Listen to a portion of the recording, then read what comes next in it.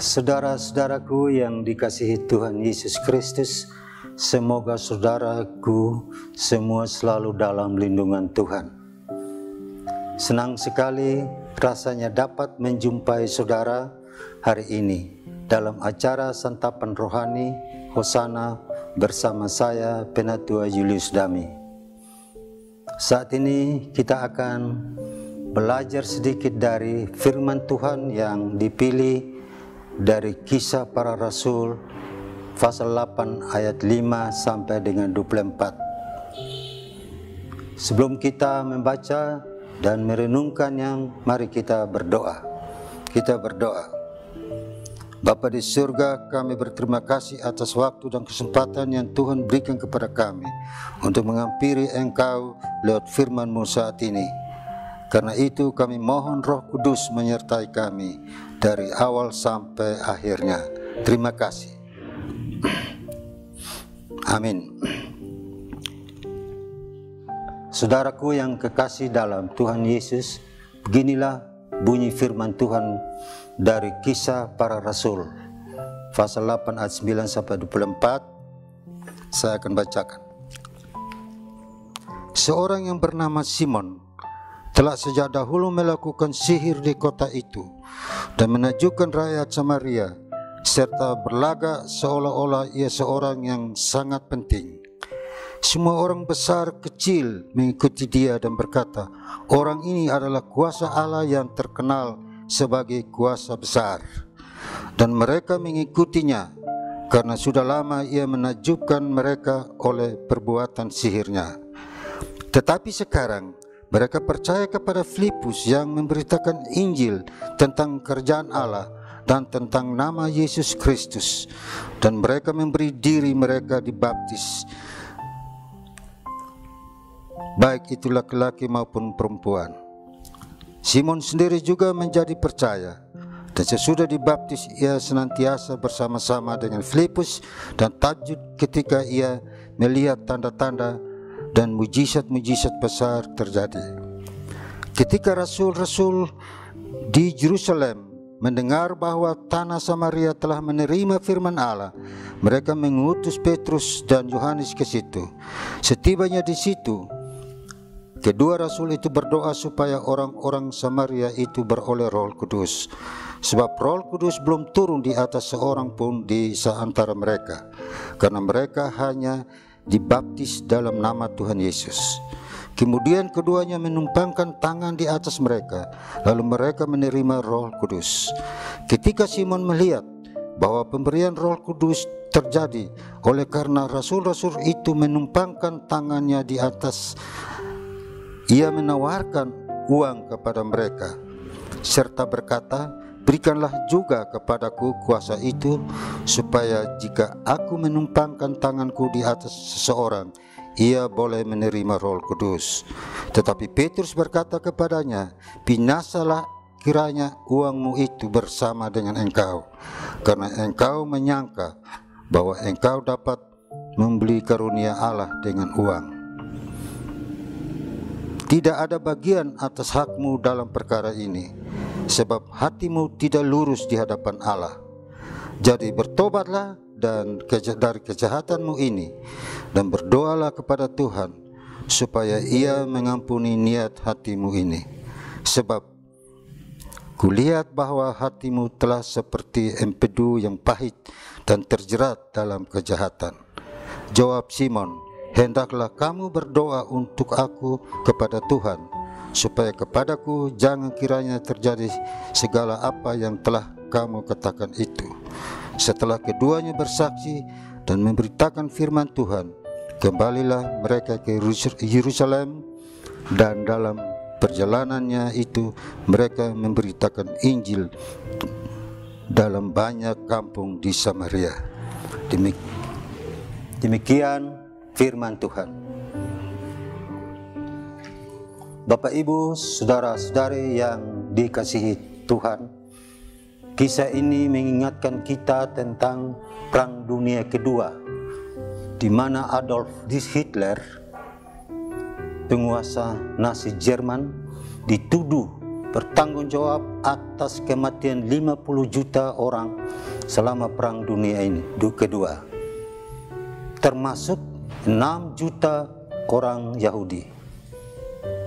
Hitler adalah salah satu penguasa yang paling kejam yang pernah hidup di bumi ini. Tidak heran banyak orang yang menganggap Hitler sebagai jelmaan iblis. Namun, tahukah Bapak Ibu sekalian, Hitler adalah seorang Kristen yang percaya kepada Tuhan Yesus. Dan selama hidupnya, ia tidak pernah meninggalkan gereja. Bahkan sempat mempertimbangkan untuk dirinya menjadi seorang pendeta. Akan tetapi walaupun Hitler percaya kepada Tuhan Yesus, namun kepercayaannya sangat dangkal. Ia menerima Tuhan Yesus sebagai ras Aryan yang memerangi orang Yahudi. Itulah sebabnya Hitler sangat benci terhadap bangsa Yahudi. Menurut Hitler, ras Aryan adalah bangsa yang paling unggul dan berkedudukan paling tinggi di muka bumi. Sedangkan orang Yahudi hanyalah benalu yang harus dimusnahkan.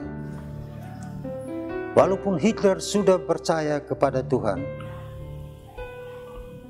ia masih saja membuat hal-hal yang sangat keji daripada orang yang tidak mengenal percaya kepada Tuhan Yesus.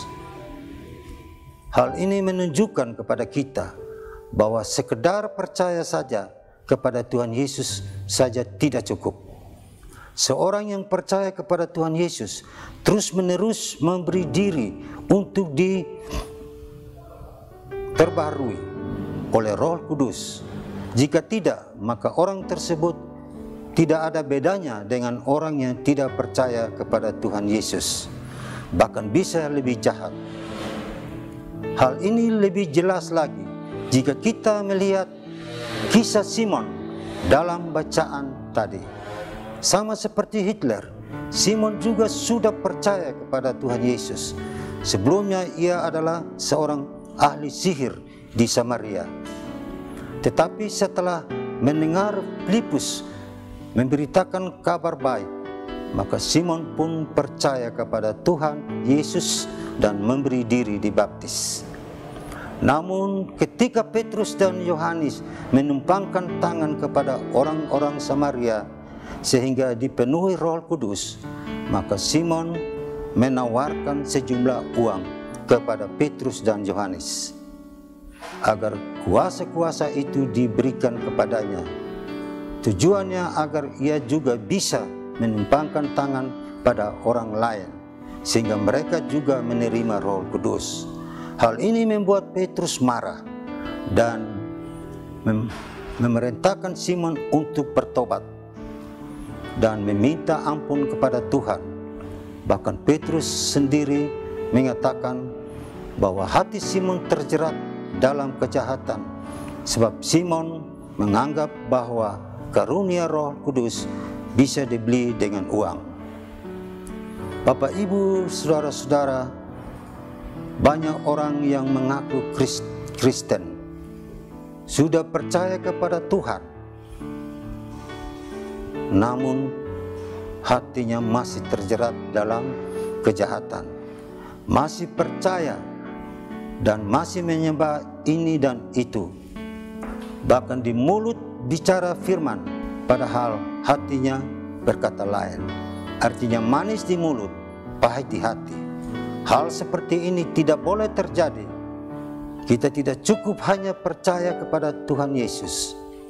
Kita harus melakukan pertobatan terus menerus, memberi diri untuk diperbaharui oleh Roh Kudus. Kiranya Roh Kudus berkarya untuk membersihkan dosa dan kejahatan dari hati kita, sehingga kita dapat seturut kehendaknya orang yang percaya Yesus namun tidak mau bertobat bisa lebih jahat dari orang yang tidak percaya Tuhan. Kiranya Tuhan Yesus memberkati kita lewat firman-Nya. Amin. Kita berdoa. Bapa kami di surga, syukur dan terima kasih atas perkenanan-Mu kami telah mendengar firman-Mu bagi kami. Kiranya Tuhan memberkati, Tuhan memberikan kekuatan penghiburan, Tuhan selalu mendampingi kami dalam menjalani kehidupan ini dari sekarang sampai selama-lamanya. Amin. Shalom. Kita akan bertemu pada kesempatan yang lain. Selamat malam.